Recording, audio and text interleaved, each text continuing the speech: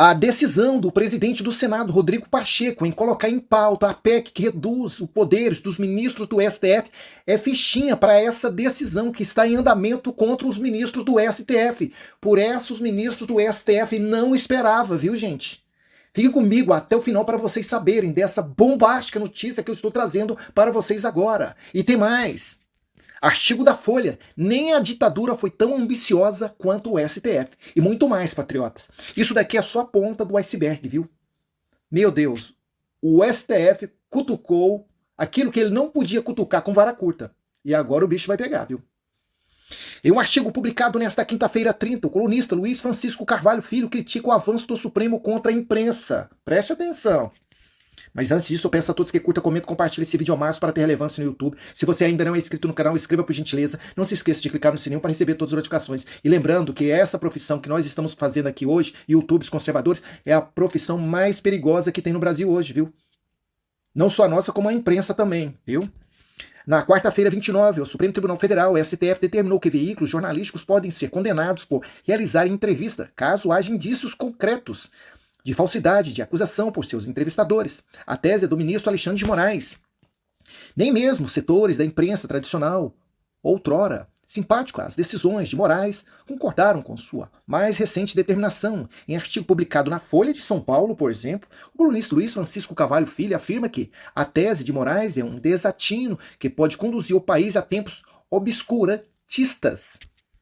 Agora, o STF pretende estabelecer um regime político de intangibilidade da honra de personalidades e políticos, inclusive corruptos e pilantras, escreveu Carvalho Filho. Nem a ditadura foi tão ambiciosa. De acordo com o colunista, a decisão da Suprema Corte pretende fazer da profissão jornalística uma instância cartorial, burocrática. Para Carvalho Filho, a ideia do STF é inviável, especialmente nos casos de entrevistas ao vivo, porque haveria a necessidade de, previamente, entrevistadores receberem alguma determinação daquilo que poderia ser dito. Carvalho Filho mencionou também o que chama de escorregadela tirânica do ministro Cristiano Zanin.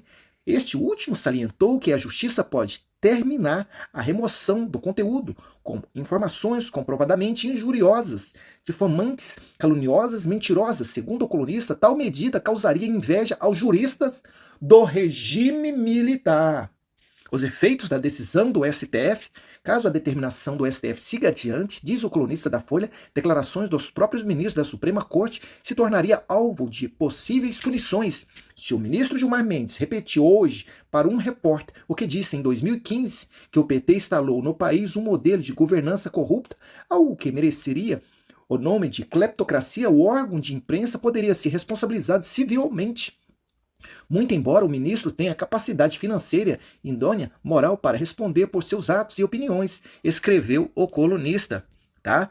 Leia também. Barroso diz que STF não cerceou a liberdade de expressão no Brasil. Imagine se o STF, cerceasse a liberdade de expressão no Brasil. Se dessa forma, dessas decisões que eles estão tomando, a imprensa está em pânico, está toda desesperada, mas nós avisamos. Eles pensavam que essa tirania ia bater só na porta dos conservadores. Eles pensavam que essa tirania, essa ditadura ia bater só na porta do presidente Bolsonaro, dos deputados conservadores, dos senadores, dos jornalistas conservadores. Eles pensavam, mas chegou na porta deles. E nada mais, nada menos, um jornalista da Folha de São Paulo, publicou esse artigo aqui desesperadamente. Nem o regime militar foi tão audacioso como o STF nesse tempo agora, gente. Ao contrário do que alega o presidente do STF, Luiz Roberto Barroso, a decisão contra a imprensa não se refere apenas aos casos de negligência grosseira. Carvalho Filho lembra que a tese do Supremo prevê a aplicação da nova regra em pelo menos 119 casos que aguardam a manifestação preguiçosa e temerária do tribunal, viu? 119 casos. Então, gente, o negócio é o seguinte: Se for para falar da verdade, a verdade está passando muito longe lá da Praça dos Três Poderes, viu? Eu acho que a verdade ela começou a brilhar ali na Praça dos Três Poderes foi em 2018 até em 2022. Ali a verdade começou a reinar ali na Praça dos Três Poderes. Agora, meu irmão, depois do dia primeiro, a verdade saiu e a mentira entrou a todo vapor, viu, gente? Porque eu nunca vi gente falar de tanta coisa, né, que não é verdade. Meu Deus, falar que nunca tentou cercear a população brasileira. Pelo amor de Deus. Agora vamos falar a respeito da decisão que está em andamento contra os ministros do STF, viu? Por essa o STF não esperava. Efeito bumerangue, é isso mesmo, viu? Quem ri por último ri melhor. E parece que a decisão dos ministros do STF não foi uma decisão boa para eles não, viu? Agora vocês precisam saber o que está em andamento contra os ministros do STF, viu? A coisa vai mais além do que vocês possam imaginar. Vocês se lembram quando o Dias Toffoli, né, mandou o ministro Alexandre de Moraes abrir um inquérito contra a revista Cruzoé em 2019 e mandou calar a boca, fechar lá naquela revista? Pois é. E rapidamente a imprensa, os jornais brasileiros e tanto os jornais internacionais caíram em cima do STF e eles tiveram que recuar. É isso que está em andamento agora contra os ministros do STF. E é por causa disso, ó. STF é alvo de denúncia internacional por decisão que pode punir a imprensa. Entidades brasileiras de jornalismo acionaram a Organização dos Estados Americanos contra o parecer do Supremo. Foi isso que vocês acabaram de ouvir. Entidades, não falo uma entidade não, entidades, no plural. Então quer dizer que a imprensa, o jornalismo, os jornais acionaram uma corte interamericana dos direitos humanos contra o STF. Agora segura que o tranco vai ser forte, vem comigo. A Associação Brasileira de Imprensa, ABI, a Federação Nacional do Jornalista, FENAJ, vão denunciar a Suprema Corte, né, para a Organização dos Estados Americanos, OEA. O movimento se dá em razão da decisão da Corte, que abriu brechas para imprensas jornalísticas serem responsabilizadas judicialmente por entrevistas que imputem de forma falsa crime a terceiros. O comunicado da ABI e da FENAJ será endereçado ao relator especial para a liberdade de expressão da Comissão Interamericana de Direitos Humanos, CIDH, Pedro José Vaca. A decisão do STF aconteceu nesta quarta-feira, 29. Segundo o presidente da ABI, Octávio Costa, o objetivo do informe é comunicar a intromissão do Supremo nos limites da liberdade de imprensa no Brasil. Para o advogado constitucionalista André Magdilat, a decisão da Corte pode levar às redações autocensura.